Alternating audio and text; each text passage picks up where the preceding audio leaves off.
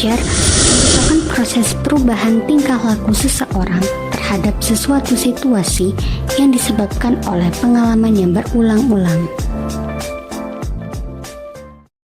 Apa ya macam teori belajar? 1. Teori behavioristik, yaitu teori yang berpandangan bahwa belajar adalah perubahan dalam tingkah laku sebagai akibat dari stimulus dan respon. Contoh aplikasi teori behavioristik: 1. Menentukan tujuan instruksional. 2. Menganalisis lingkungan kelas. 3. Menentukan materi pelajaran. 4. Memecah materi pelajaran menjadi subtopik. 5. Menyajikan materi pelajaran. Dan 6. Memberikan stimulus.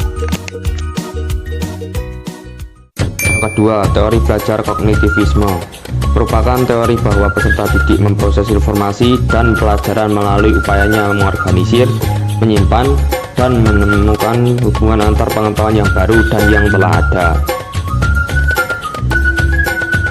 Contoh menurut Piaget: yang pertama, menentukan tujuan instruksional. Yang kedua, milih materi pelajaran. Yang ketiga, menentukan topik. Yang keempat, merancang kegiatan belajar. Yang kelima, mempersiapkan pertanyaan. Yang keenam, mengevaluasi hasil belajar.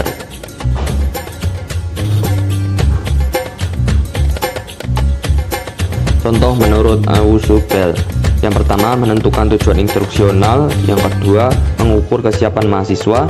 Yang ketiga, memilih dan mengatur materi pelajaran. Yang keempat, mengidentifikasi prinsip yang harus dikuasai mahasiswa. 3. Teori belajar humanistik.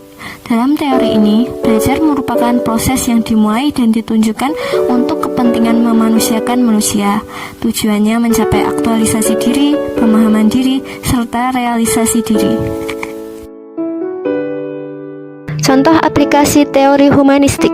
Yang pertama yaitu menentukan tujuan instruksional. Yang kedua, menentukan materi pelajaran. Yang ketiga, mengidentifikasi entry behavior mahasiswa. Yang keempat, mengidentifikasi topik. Yang kelima, mendesain wahana untuk belajar. Yang terakhir, keenam, yaitu mengevaluasi belajar. Teori belajar konstruksivisme merupakan pembelajaran yang lebih menekankan pada proses dan kebebasan dalam menggali pengetahuan, serta upaya dalam mengkonstruksi pengalaman.